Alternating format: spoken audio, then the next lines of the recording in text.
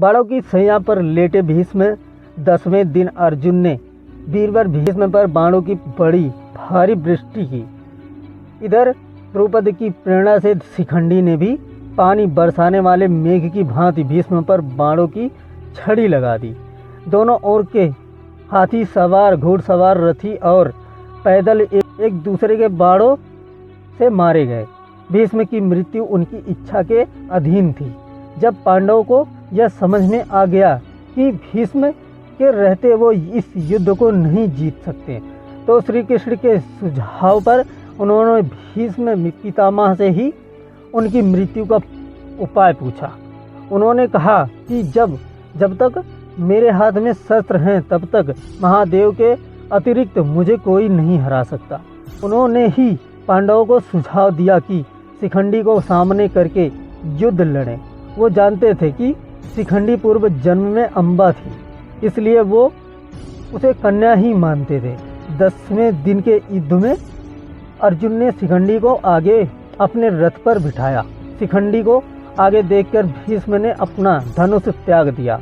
उनके शस्त्र त्यागने के बाद अर्जुन ने उन्हें बाणों की सैया पर सुला दिया। वे उत्तरायण की प्रतीक्षा में भगवान विष्णु का ध्यान और स्तवन करते हुए समय व्यतीत करने लगे। भीष्म के बाण सैया पर गिर जाने के बाद जब दुर्योधन शोक से व्याकुल हो उठा, तब आचार्य द्रोण ने सेनापतित्व का भार ग्रहण किया। उधर हर्ष मनाती हुई पांडवों की सेना में धृतद्युम्न सेनापति हुए। उन दोनों में बड़ा भयंकर युद्ध हुआ, जो यमलोक की आबादी को बढ़ाने वाला था।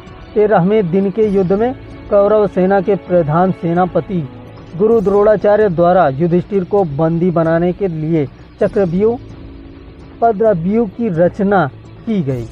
पांडव पक्ष में केवल श्री कृष्ण और अर्जुन ही चक्रव्यूह भेदना जानते थे, लेकिन उस दिन उन्हें त्रिगत नरेश बंधु युद्ध करते करते चक्रव्यूह स्थल से बहुत दूर ले गए। त्रिगत दुर्योधन के शासनाधीन एक राज्य था। अर्जुन पुत्र अभिमन्यु को चक्रव्यूह में केवल प्रवेश करना आता था, उससे निकलना नहीं, जिसे उसने तब सुना था जब वह अपनी माता के गर्भ में था और उसके पिता अर्जुन उसकी माता को यह विधि समझा रहे थे और बीच में ही उन्हें नींद आ गई।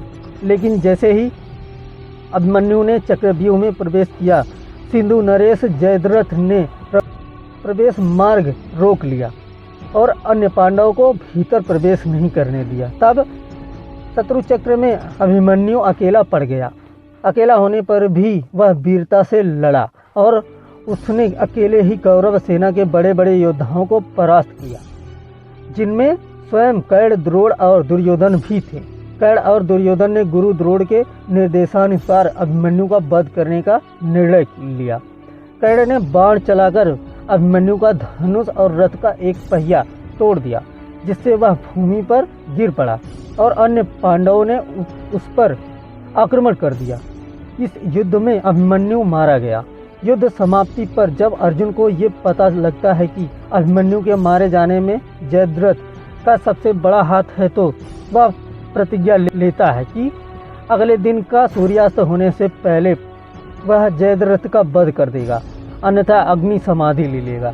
14वें दिन का युद्ध अभिलक्षण रूप से सूर्यास्त के बाद तक चलता रहा और भीमपुत्र घटोत्कच, जो अर्ध असुर था, कौरव सेनाओं को बड़े पैमाने पर संहार करता रहा।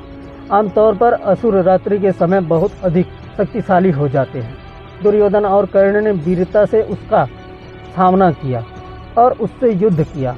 अंततः जब यह लगने लगा कि उसी रात घटोत्कच सारी कौरव सेना का संहार कर देगा, तो दुर्योधन ने कर्ण से यह निवेदन किया कि वह किसी भी प्रकार से इस समस्या से छुटकारा दिलाए। कर्ण को विवश होकर शक्ति अस्त्र घटोत्कच पर चलाना पड़ा। यह अस्त्र देवराज इंद्र द्वारा कर्ण को उसकी दानपरायणता के सम्मान स्वरूप दिया गया था।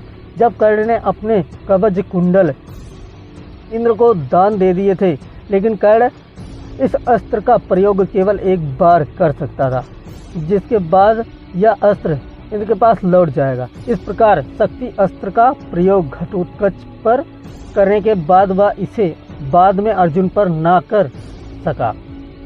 विराट और द्रुपद आदि राजा द्रौपदी समुद्र में डूब गए। उस समय द्रोण काल के समान जान पड़ते थे। इतने ही में उनके कानों में यह आवाज़ आई कि अश्वत्थामा मारा गया। इतना सुनते ही आचार्य द्रोण ने अस्त्र शस्त्र त्याग दिए। ऐसे समय में धृष्टद्युम्न के बाणों से आहत होकर वे पृथ्वी पर गिर पड़े।